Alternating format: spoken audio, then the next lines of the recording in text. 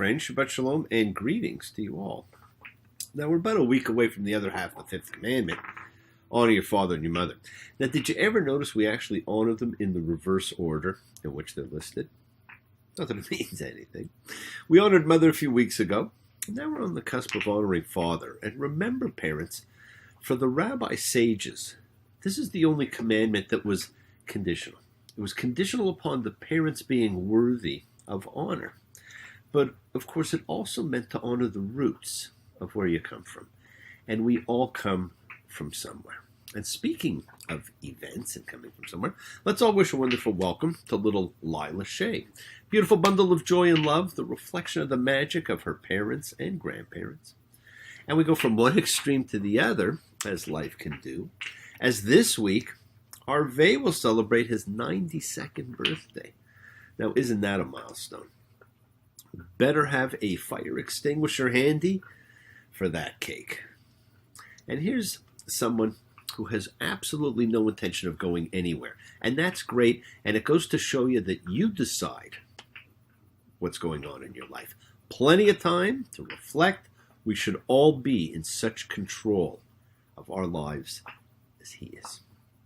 So let's all as a community wish him and Lila a happy birthday, and let's come together as a community of like-minded, like-souled unification of spirit, a community, a chavur, a fellowship, expressing our nature of kindness, compassion, thoughts, feelings, hopes, dreams, and wishes that unites us all in this community, house of spirit, Beth Ruach. So once again, please do go ahead. Invite everybody you know, physically, psychically, socially, emotionally, to come gather and share. From Psalm 133, the Hine Matov, come together. Hine Matov.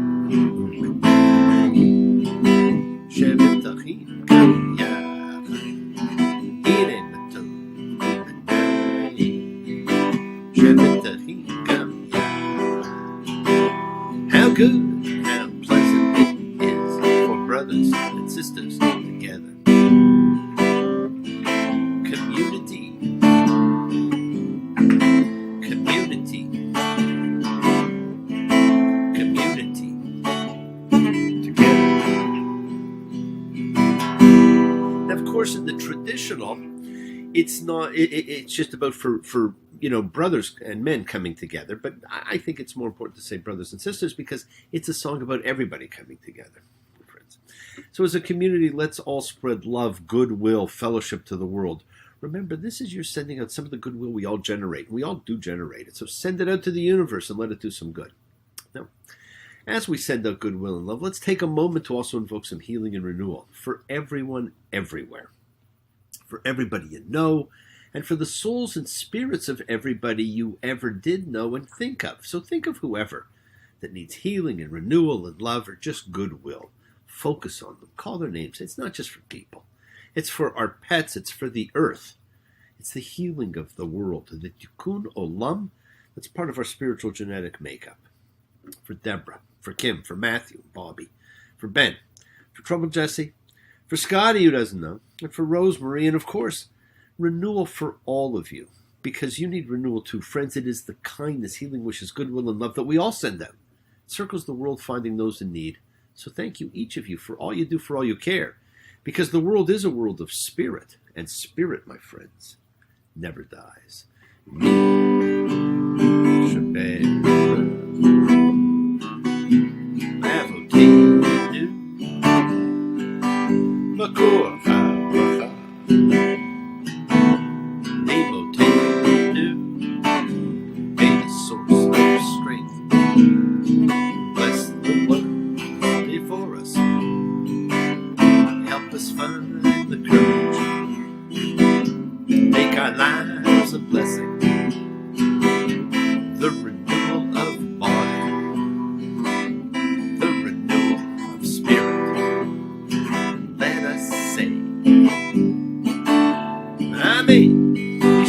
Let us all have our spirits renewed, my friends. This is the great prayer for healing in which we call upon God to heal as he has healed before. Mishaberach, may he who blessed. Let's all heal as we pray for renewal and show gratitude for the wonders of our lives.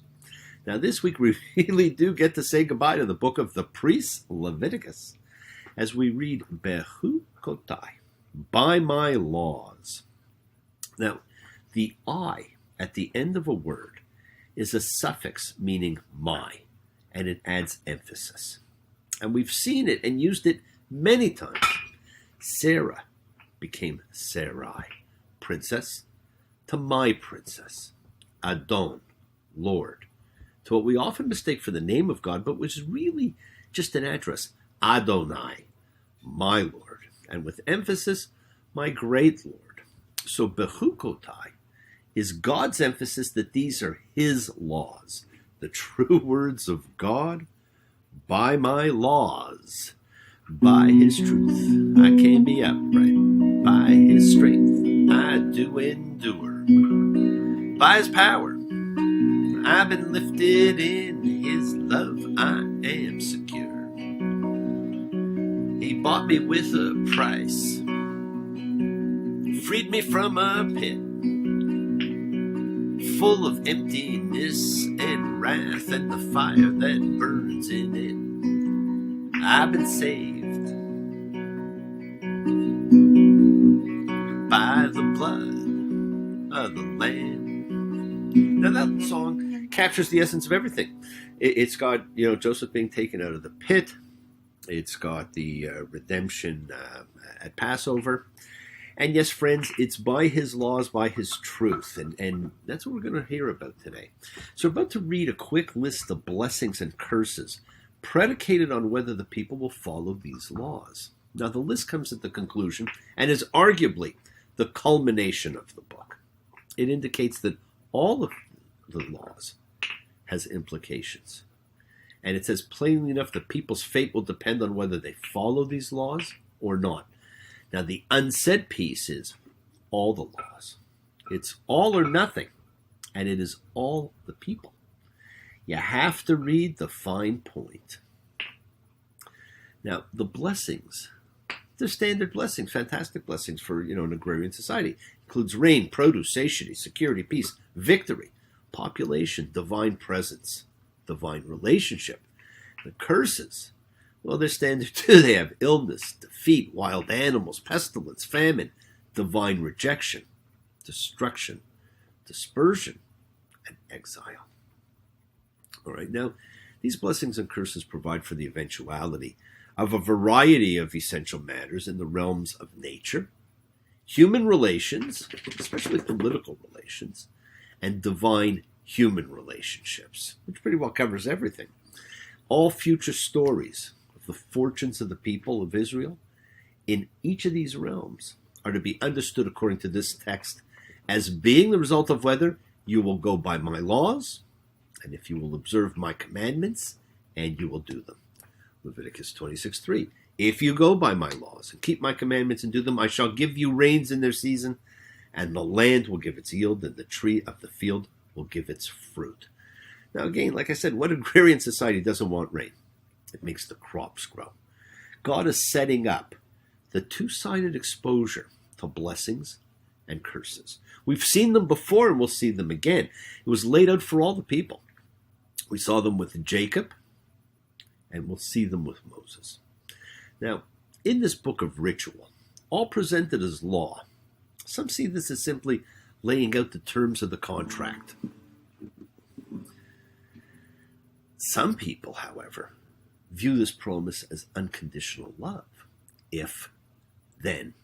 And we've seen conditional love throughout the Torah, and we will see it more and more.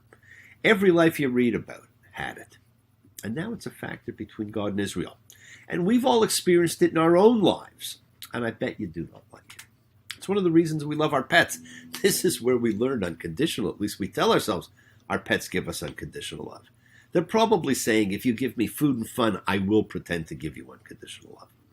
Love, my friends, is the force of life that we all seek. And then we see a really interesting line, and it's a line that's actually rarely talked about. And there's certain lines that are talked about a lot in the Torah, and there's certain lines that are never really talked about. This is Leviticus 26:11. And I shall put my tabernacle among you, and my soul will not scorn you. We know God is intending to tent among the Israelites. But this is the only place in the Torah that refers to the deity's nephesh, his soul, his essence, his being, We rarely think of God as having a soul. In fact, we never think of God as having a soul. So what's the deal? Leviticus 26:12. I shall be God to you, and you will be people to me. This is an interesting phrase in its own right. It's an ancient phrase. It's actually thought to be the wording of the marriage ceremony in ancient Israel. I shall be a husband to you, and you shall be a wife to me. As well as of the adoption ceremony. I shall be a parent to you, and you will be a son or daughter to me. But Leviticus 26:14, if you do not heed me, and do not do all these commands, and if you reject my statutes, and if you loathe my laws, not doing all my commands, voiding my covenant, I on my part will do this to you. And it's quite the list of penalties that God's going to do.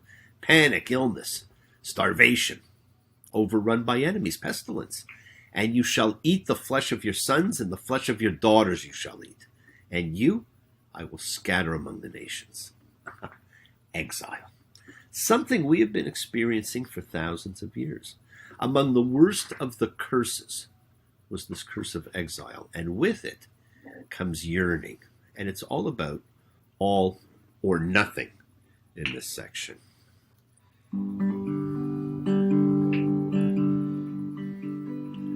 I thought you'd listen to my reasoning,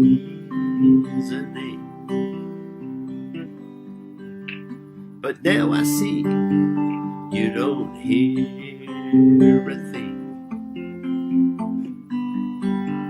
I'm trying to make you see how it's got to be. Yes, it's all or nothing. Yeah, all or nothing. My, all or nothing for me. Now, a people who is faithful to its God and keeps the Sabbath and honors its parents and does not steal will be prosperous and enduring. A people who loses sight of its commitments and values will suffer. Obey, follow the commandments, get these great things. Don't get these. The choice is yours. Ever wonder which choice we seem to have made? Yes, my friends, the world is sacred, and so is everything in it. Express your gratitude. Light a candle, make a wish, celebrate your life and the lives of those you love.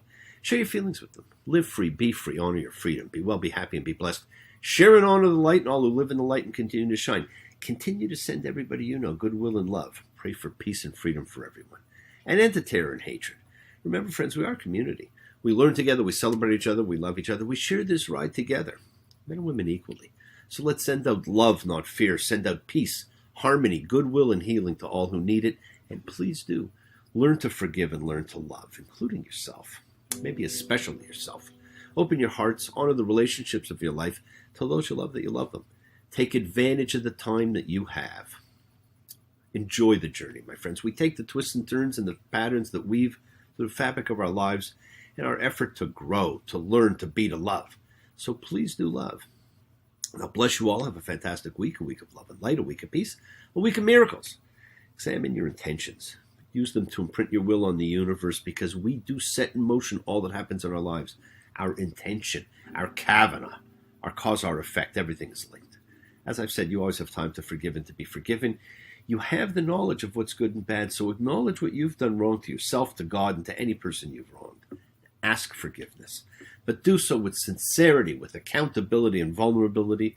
Forgive those who've hurt you as you learn to be forgiving and be compassionate. Because the secret of forgiveness, compassion, and peace, my friends, is in acceptance. Can you accept yourself, other people in the world, just as they are? Can you accept life just as it is without trying to control it? If you do, you can experience the peace that acceptance brings. So do not stop your journey. Keep on dreaming. Keep on being, keep sharing, keep shining, keep teaching. Keep spreading joy and goodwill. Do not follow fear. Follow love. It's always there in front of you. And remember to have faith and unwavering adherence to principle. I have faith in the principle of love and of all of you. Act with purity of heart and mind. Despise none. Defraud none. Hate none. Cherish all. Honor every child of God, every creature of the earth. May all people know peace in this year. May you nurture kindness and love everywhere you go. Work to be present in the body. Expand the heart, quiet the mind, because the deepest source of real power, my friend, lies in consciousness and the ability to be mindful, to be aware, to be present in all of life's circumstances. To make the most of your time in this life, continue to touch and transform the lives around you. You're never alone. You're forever blessed, and you have the ability to bring blessings to everybody you meet. Health, love, renewal, to absolutely everybody you come across. We're all energy, and energy cannot be destroyed. It can only be transformed. Your words are your power to transform, to love, to bless, to be generous with them. When you bless others, you bless yourself, and love with the heart, because we are all part of a much greater whole. Embrace love, not fear, forgiveness, not anger. Be there for someone, because someone will always be there for you, whether you know it or not. And continue to explore faith and belief, and never accept shame as a natural state. Whatever you feel, others have felt. Whatever you've experienced, others have too.